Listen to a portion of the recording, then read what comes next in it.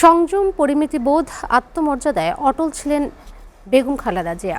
তার গণতান্ত্রিক আদর্শ বিএনপি ধারণ করবে বলে প্রত্যাশা ব্যক্ত করেছেন বিশিষ্টজনরা। খালেদা জিয়ার স্মরণে নাগরিক শোক সভায় এসব কথা বলেন তারা।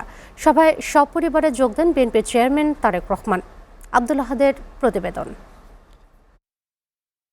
দর্শক, প্রতিবেদনটি প্রক্রিয়াধীন থাকায় চলে যাচ্ছে পরবর্তী সংবাদে।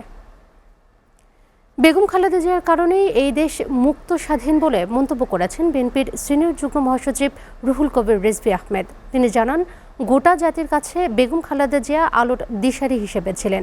গুলশানে প্রয়াত বেগম খালেদা জিয়ার উপর আয়োজিত আলোকচিত্র প্রদর্শনীর উদ্বোধন করে এসব কথা বলেন রিজভী।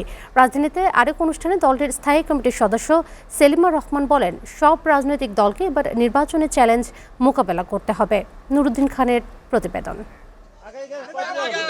রাজধানীর গুলশানে বিএনপির প্রয়াত চেয়ারপারসন বেগম খালেদা জিয়ার উপর আয়োজিত আলোকচিত্র প্রদর্শনীর উদ্বোধন করেন দলটির সিনিয়র যুগ্ম মহাসচিব রুহুল কবির রিজভী।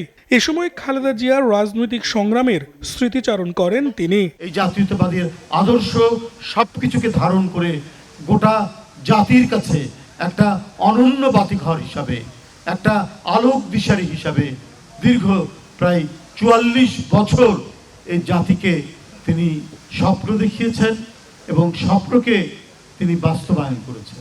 তিনি বলেন, বেগম খালেদা জিয়া জীবন জুড়ে আপোষহীন ছিলেন বলেই এই দেশ মুক্ত ও স্বাধীন।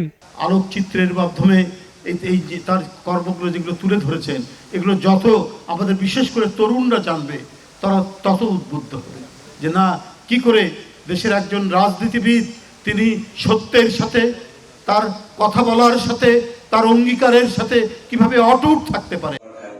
এদিকে শিল্পকলা একাডেমিতে ন্যাশনাল ইয়ুথ ফোরাম আয়োজিত অনুষ্ঠানে বিএনপির স্থায়ী কমিটির সদস্য বেগম সেলিমা রহমান বলেন, সকল রাজনৈতিক দলকে নির্বাচনী চ্যালেঞ্জ মোকাবেলা করতে হবে। সমাজ পরিবর্তন না হলে আমাদের দৃষ্টিভঙ্গির পরিবর্তন হবে না। আমরা একটা এমন মানসিকতার মধ্যে সত্যিকার অর্থে যে বিষয় যেটা বললেন যে আমরা চাচ্ছি রাজনীতির সংস্কার, কারণ আমরা সেই পুরনো ঢঙ্গে যদি রাজনীতি করতে যাই তাহলে কিন্তু এই সমাজকে আমরা গঠন করতে পারবো না। দেশে সব মব কালচারের বিষয়ে সবাইকে সতর্ক থাকারও আহ্বান জানান বেগম সেলিমা রহমান।